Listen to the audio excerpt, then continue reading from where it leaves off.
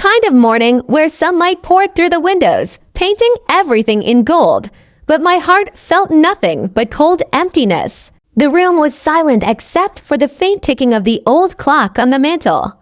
My mother sat across from me, her face perfectly composed, her hand resting casually on the legal document in front of her, the will. I could see the slight twitch in her jaw, the controlled anger she always wore as if it were armor. "You won't get a single cent," she said, her voice cold, unwavering.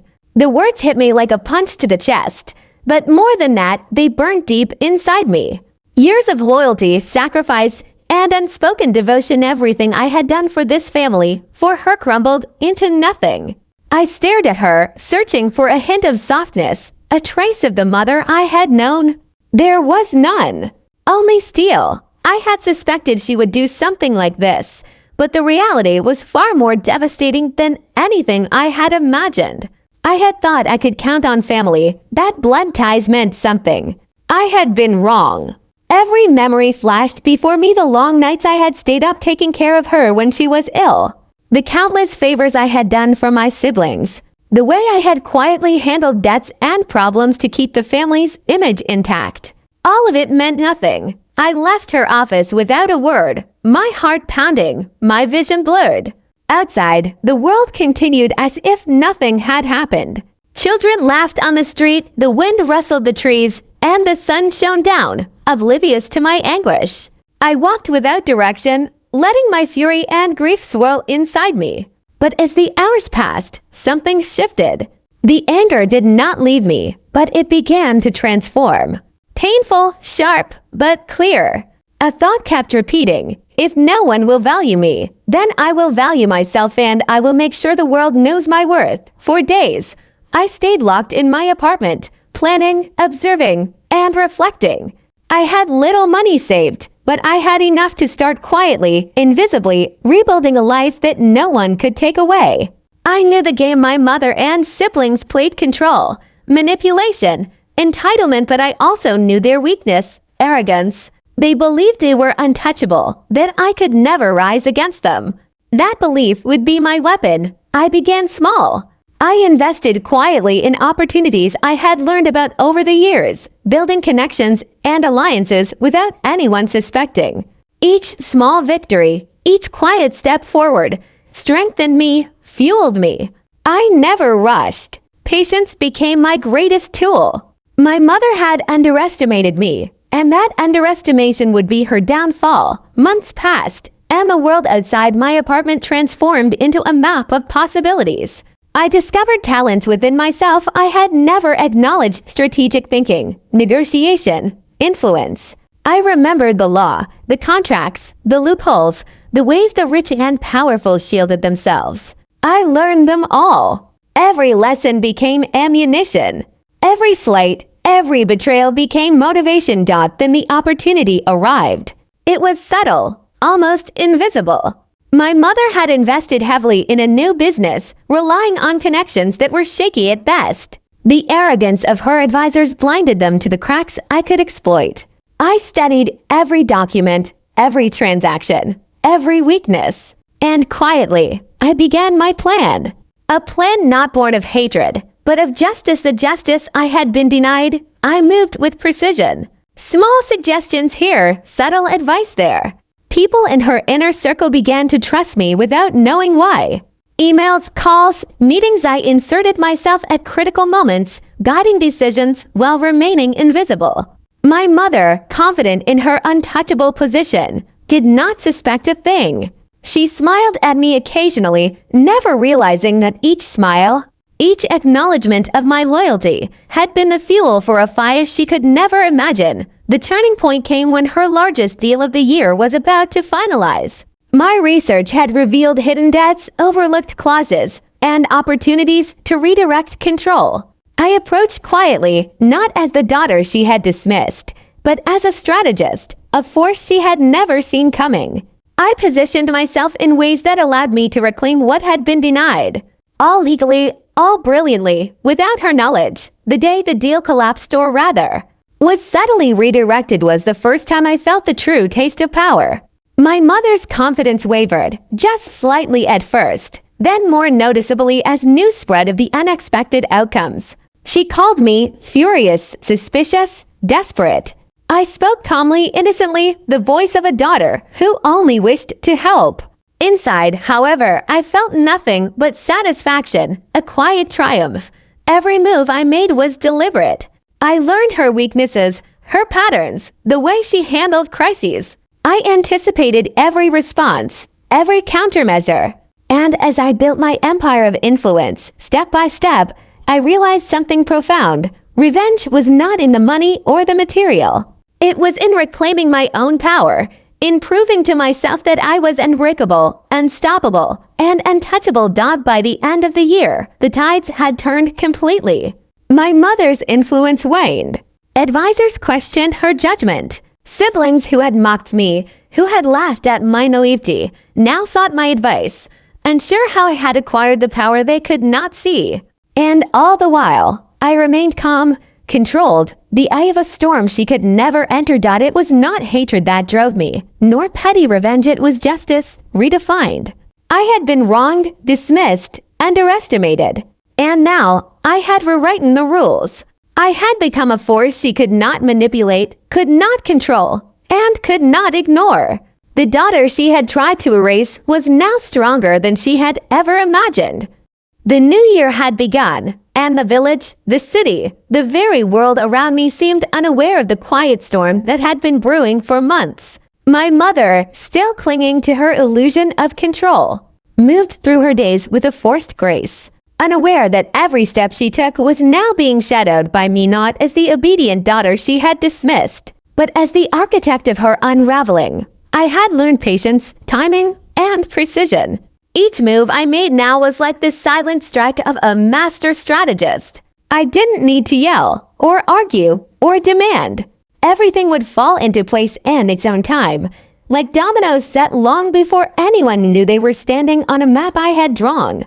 The thrill wasn't in the chaos I would cause, it was in the inevitability of her fall, the proof that underestimation can be fatal. My first calculated strike was subtle. I started by quietly consolidating the investments I had made over the past year, moving them in ways that would not be immediately noticed, but that would grant me leverage over the very entities my mother depended on. Her business empire was intricate, yes, but fragile, built on pride, overconfidence, and advisors who, unlike me, were blind to real strategy. Every meeting she attended, every handshake she signed, now carried within it seeds that I had planted carefully. Then came the whispers. A subtle murmur among her inner circle, a quiet questioning of her decisions. I did nothing overt. I didn't have to. I simply ensured that the information I had gathered was subtly present at the right moments. The first time her advisor raised an eyebrow at her recommendation in a board meeting, she flinched but dismissed it quickly, attributing it to paranoia. By the time she realized the depth of the questioning, it was too late. The foundation she had built on manipulation and control was cracking. Meanwhile, I had begun to expand my network outward. People who had once ignored me or belittled my abilities now sought my counsel. They didn't know my history, my pain, or the reason for my precision. They only saw results. And results, as I had learned, are the currency of power. My reputation began to grow quietly, steadily, like a river carving its own path through rock. The more my influence grew, the more my mother's authority waned, though she remained blind to the source of the shift. But the most satisfying part was yet to come. I had kept careful records, all legal, all undeniable, of her missteps and oversights. Minor errors at first, easily dismissed, but I waited until they compounded. I cultivated allies in places she believed untouchable. Slowly, her reputation began to fray in subtle ways. Clients questioned contracts. Partners hesitated. And she had no idea that the calm, composed daughter she had dismissed was now the unseen hand guiding the consequences. The day came when her grand expansion project was finally at risk. I had positioned myself in the background, carefully ensuring that the timing of every leak of information, every contractual challenge, would coincide with her most ambitious deal. She had built a fortress of pride, but pride is brittle, and arrogance even more so. When the boardroom erupted in heated debate over the project's legality and financial sustainability, she realized, too late, that she was isolated. The advisors she had trusted implicitly now looked to me for solutions, and I offered them politely, calmly, strategically. Her anger was palpable, but impotent. Every attempt to regain control was met with resistance she couldn't anticipate, because I had thought through every move, every counter, every bluff she would attempt. She had underestimated my mind, my patience, my resolve. And it was delicious the satisfaction of watching the woman who had once dismissed me stumble, powerless, while I remained composed, serene, and in control. Then came the public acknowledgement of my work. At a gathering where she had planned to celebrate her achievements, I was invited in as a consultant, ostensibly for my expertise in a completely unrelated field. I moved quietly, observing, smiling when necessary, saying little. But the ripple effect was immediate. Partners who had doubted her decisions before began to question her judgment openly. The very empire she had believed was unassailable now trembled around her. I didn't need to confront her directly. I didn't need to yell or accuse. I simply let the truth reveal itself organically, as her pride collapsed under the weight of consequences she could no longer control. Friends who had once laughed at my naivety now looked at me with respect, curiosity, and a hint of fear. The village, the city, the network that she had believed I would never touch was now aware of my skill, my influence, my power, and then the final act. It wasn't violent. It wasn't dramatic in the conventional sense. It was elegant, precise, and undeniable. I acquired the controlling interest in a subsidiary of her empire that she had taken for granted. Legally, ethically, undeniably, I now had the ability to influence decisions she had thought were hers alone. When she realized what had happened, she was silent. Her advisors avoided eye contact.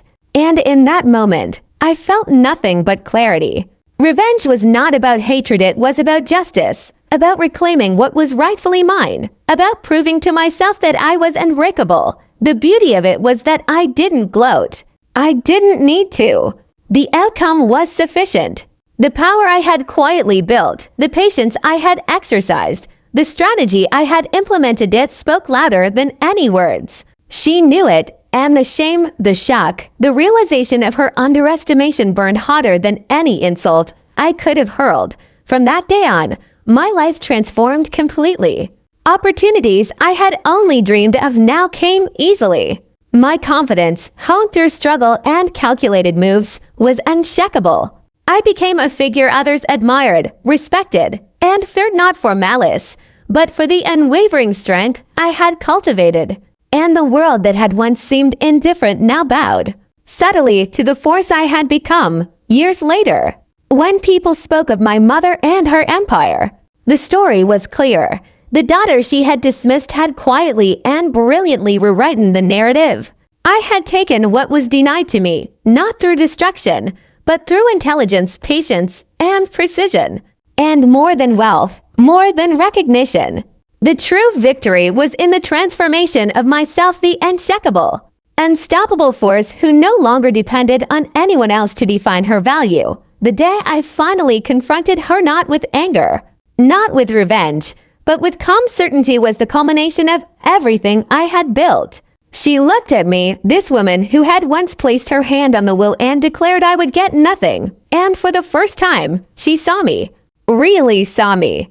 The silence in the room was thick, loaded with everything unspoken over the years. Betrayal, dismissal, underestimation. I simply smiled. You were wrong, I said softly. I didn't need your approval. I didn't need your money. I needed only myself. And in that moment, the past finally released its grip. The years of pain, rejection, and humiliation were transformed into power, confidence, and freedom.